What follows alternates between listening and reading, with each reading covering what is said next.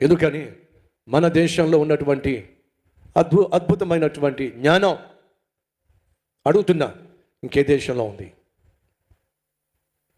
ఈరోజు అమెరికా దేశానికి కావచ్చు, ఆస్ట్రేలియా కావచ్చు, ఇంగ్లాండ్ కావచ్చు, అక్కడ ఉన్నటువంటి బెస్ట్ సాఫ్ట్వేర్ ఇంజనీర్స్ ఎవరో తెలుసా? భారతదేశీయులు. అక్కడ ఉన్నటువంటి బెస్ట్ డాక్టర్స్ ఎవరో తెలుసా? భారతదేశీయులు. అక్కడ ఉన్నటువంటి నాసాలో ఉన్నటువంటి బెస్ట్ సైంటిస్టులు ఎవరో తెలుసా? భారతదేశీయులు. భారతదేశీయులు అయి ఉండి, గొప్ప డాక్టర్స్ అయి ఉండి, గొప్ప సైంటిస్టులు అయి ఉండి, గొప్ప ఇంజనీర్లు అయి ఉండి, గొప్ప సాఫ్ట్వేర్ ఇంజనీర్లు అయి ఉండి, మీకున్న జ్ఞానం అంతా కూడా మన దేశానికి ఉపయోగించినట్లయితే మన దేశం ఉన్నతమైన స్థాయికి చేరుతుంది. ఇక్కడ పుట్టి, ఇక్కడ చదువుకొని, ఇక్కడ విద్యను అభ్యసించి, చివరికి వెళ్ళి 2 సంవత్సరాలు పీజీ చేయాలని చెప్పి, ఎంఎస్ చేయాలని చెప్పి అమెరికా వెళ్ళి ఇక్కడ తీసుకున్న సారం అంతటిని తీసుకెళ్ళిపోయి వాళ్లకు అప్పగిస్తే ఏమిటి ప్రయోజనం? ఒక్కసారి ఆలోచించండి.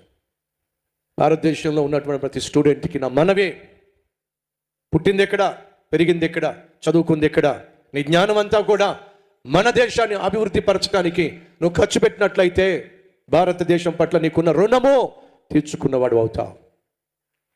అలా కాకుండా ఇక్కడ పుట్టి, ఇక్కడ పెరిగి, ఇక్కడ చదువుకొని చివరిని 2 సంవత్సరాలు 3 సంవత్సరాలు అమెరికా దేశానికి, ఇంగ్లాండ్ దేశానికి, ఆస్ట్రేలియాకు వెళ్ళిపోయి ఆ తర్వాత వాళ్ళు ఇచ్చే డాలర్లకి, వచ్చేటటువంటి జీతానికి, పొందేటటువంటి సుఖానికి మరిగి ఆ తర్వాత మన దేశం సంగతి ఏమిటి? మన దేశాన్ని ఎవరో అభివృద్ధి పరుస్తారు?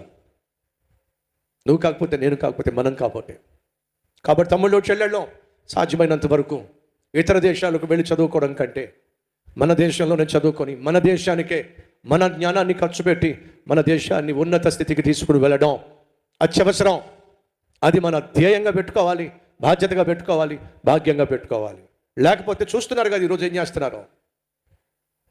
అమెరికా దేశానికి వెళ్ళాలని చెప్పి ఉబలాట పడుతున్నారు. ఇమిగ్రేషన్ దగ్గరే ఆపి పడేస్తున్నారు. లెక్కలేని ప్రశ్నలను వేస్తున్నారు. బూటకాలతో తంతున్నారు. అక్కడ ఉన్నటువంటి స్టూడెంట్స్ని హీనంగా చూస్తున్నారు. తక్కువ చేసి మాట్లాడుతున్నారు.